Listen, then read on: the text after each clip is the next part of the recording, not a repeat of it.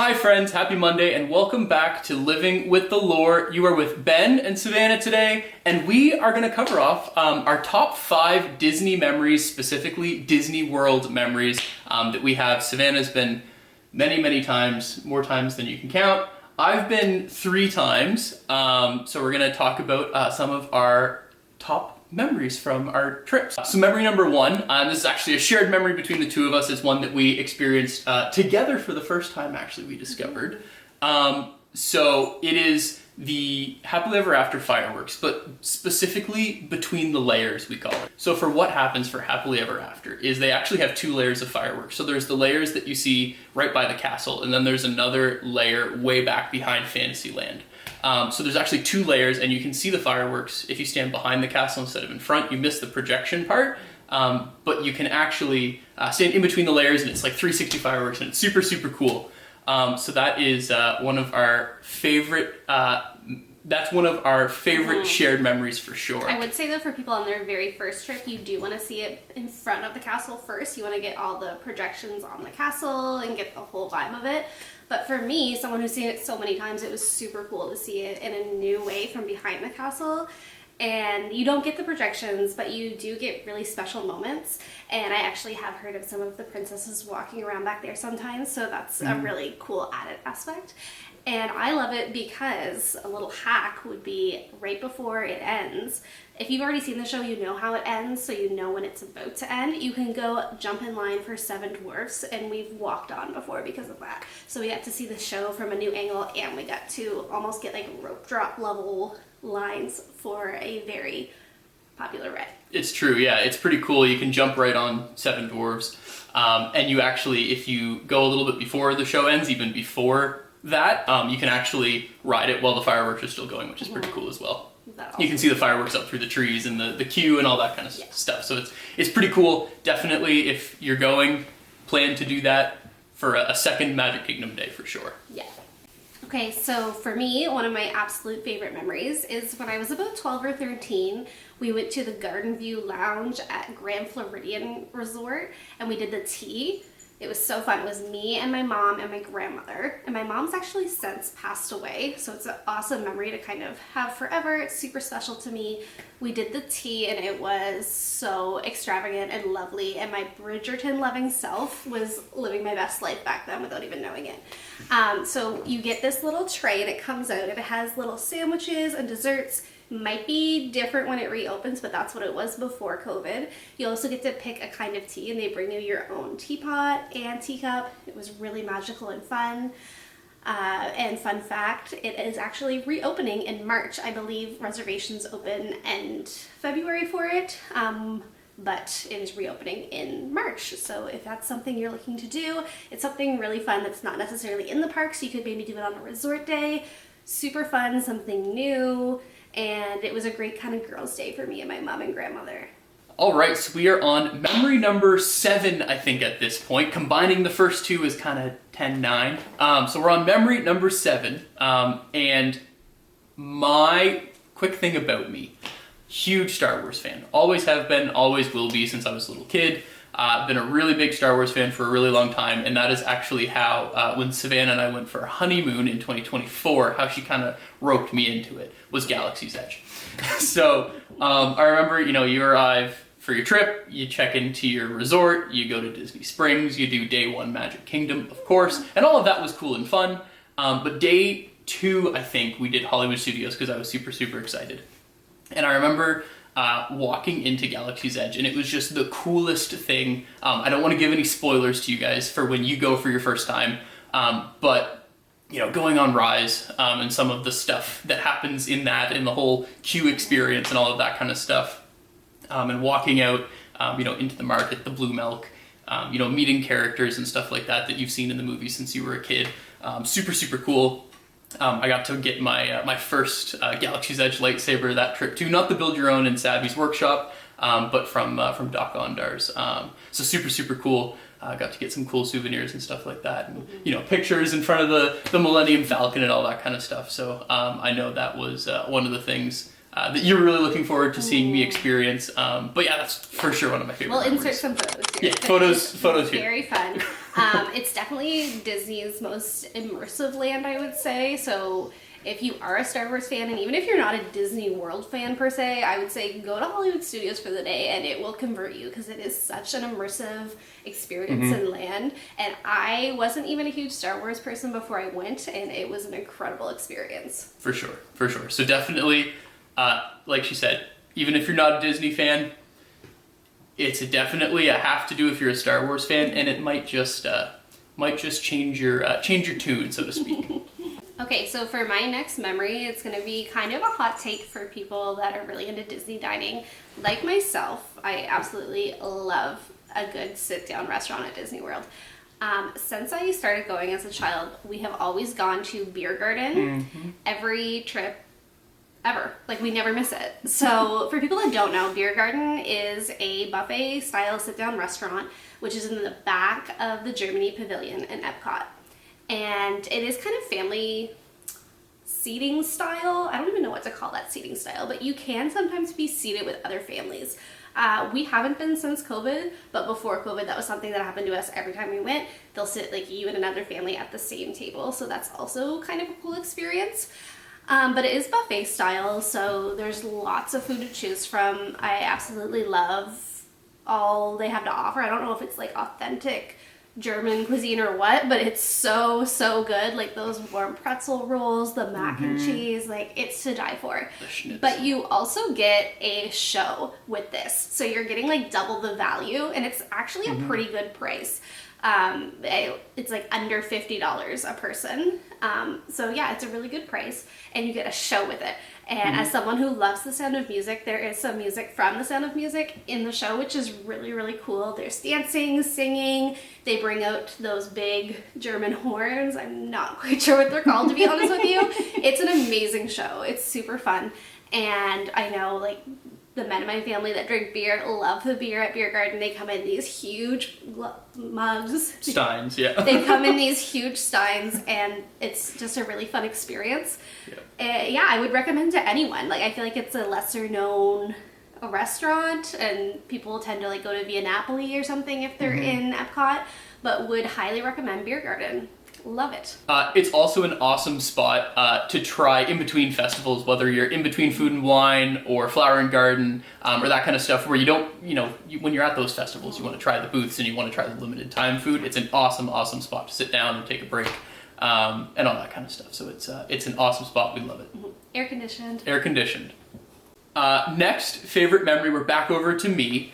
So this is a little bit of a hot take and nothing personal, but our last trip, we went with a big group of us. It was Savannah, myself, my father-in-law, my brother-in-law, and his girlfriend. So there was a big group of us that went, and my brother-in-law and his girlfriend went off to do their own thing one day.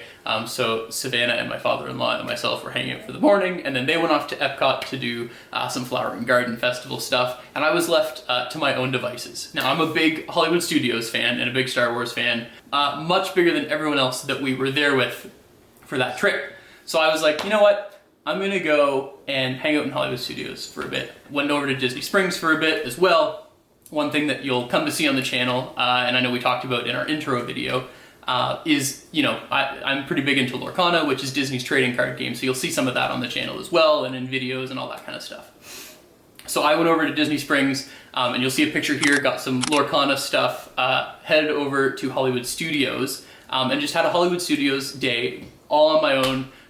Spent some time in Galaxy's Edge, went to see Fantasmic by myself, got there super early with my Lorcana cards, as you guys saw in the picture, and opened my packs and stuff like that, and it was awesome. It was really fun. I got one of those, one of the light up mugs or whatever as well, so it was pretty fun, just to kind of have a day. I'd never had a solo Disney day before, so really enjoyed that. It was super fun. Again, nothing personal. Okay, so for my next memory, kind of piggybacking off of your solo day, it was my own solo day that I had during my 2019 trip. This was a grad trip for me finishing university. I'm a teacher, so I finished my education degree and went to Disney, of course, and decided to do a solo day, and I did some resort hopping on the monorail. So I went to Contemporary Polynesian and the Grand Floridian, and it was super fun just shopping by myself, looking in all the little gift shops and checking out some of the bars, and just like being by myself in Disney. That's kind of the magic of it, is like discovering yourself in Disney. So that was super fun and definitely one of my favorite memories. Also, we have a little guest appearance from our own Disney mascot, Sawyer from Sawyer's Island. Hi Sawyer. Guest He's appearance. pretty cute. He is named after Tom Sawyer's Island. Yeah, Tom Sawyer. Rest in peace. Who lives on the island. Rest in peace. So the next memory that we're going to talk about is one of mine. It is actually from the first ever trip that I went on. Back when I was in grade 6, we went with my mom, my dad, my sister, and I. And this... all right, so we are on memory number 3. We're almost at the end. If you guys are still with us, thank you so much for hanging out. Don't forget to drop a like on the channel and on the video and subscribe. We're kind of just starting this out, so we super appreciate the support. If you have enjoyed, give us that thumbs up. Awesome. So the memory that we're on right now is from a trip that I went on with my family when I was in the 6th grade. It was the first time I ever went to Disney, and hot take, it is Kali River Run. And I know, Kali River Run is somebody's favorite memory. Who could have thought? This was a very cold day in Florida. Local Floridians had their winter jackets on. It was raining, it was cold, and we ran Kali River Run probably 8 or 9 times in a row. We were the only people in line, the crazy Canadians. They actually stopped making us go around after the 2nd or 3rd time through. They would just move the chain, let us walk back to the front of the line. When we went on this ride, for some reason, my dad would be the one that would go over the falls backwards every single time. And he got soaked every single time.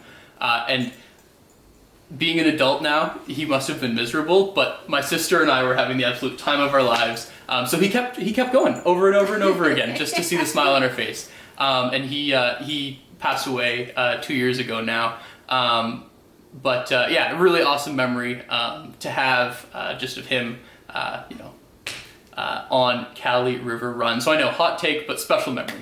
All right, my next very special memory is, again, who would have guessed, at a restaurant in Disney World, because I am the queen of Disney dining. This one is Crystal Palace in Magic Kingdom, specifically the breakfast buffet. Another thing, it's like another tradition we've been doing since I was a child, is kind of the last day of the trip, we go to Crystal Palace for the breakfast buffet.